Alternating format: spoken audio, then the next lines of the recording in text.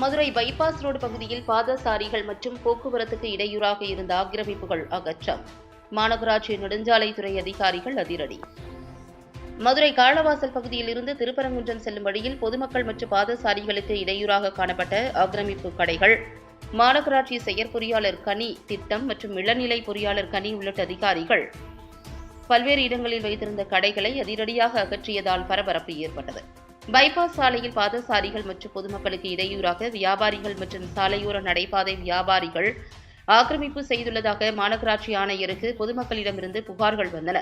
இதனையடுத்து மாநகராட்சி ஆணையாளர் உத்தரவுப்படி மாநகராட்சி அதிகாரிகள் நெடுஞ்சாலைத்துறையினருடன் இணைந்து காளவாசல் பைபாஸ் ரோடு பகுதிக்கு வருகை தந்தனர். பின்னர் ஜேசிபி இயந்திரம் மூலம் ஆக்கிரமிப்புகளை அகற்றும் பணியில் ஈடுபட்டனர். இதில் கடைகளில் ஆக்கிரமிப்பு செய்யப்பட்டிருந்த மேற்கூரைகள் மற்றும் ஆக்கிரமித்து கட்டப்பட்ட சிமெண்ட் ஸ்லாபுகள் மற்றும் விளம்பர பலகைகள் ஜேசிபி மூலம் இடித்து அகற்றப்பட்டன. இதேபோல் சாலையோரம் ஆக்கிரமித்து வைக்கப்பட்டிருந்த ஏராளமான தள்ளுவண்டி கடைகள், பழக்கடைகள், சாலையோரம் கடைகளில் போடப்பட்டிருந்த சேர்கள், பெஞ்சுகள் உடனடியாக அங்கிருந்து அகற்றப்பட்டு வாகனங்களில் ஏற்றி கொண்டு செல்லப்பட்டன. ஆக்கிரமிப்பு அகற்றும் பணியில் கரிமேடு போக்குவரத்து ஆய்வாளர் தங்கமணி மற்றும் கரிமேடு போக்குவரத்து உதவி ஆய்வாளர் சந்தனகுமார் மற்றும் எஸ் காலனி உதவி ஆய்வாளர் அழகுமுத்து ஆகியோர் தலைமையிலான காவலர்கள் பாதுகாப்பு பணியில் ஈடுபட்டனர்.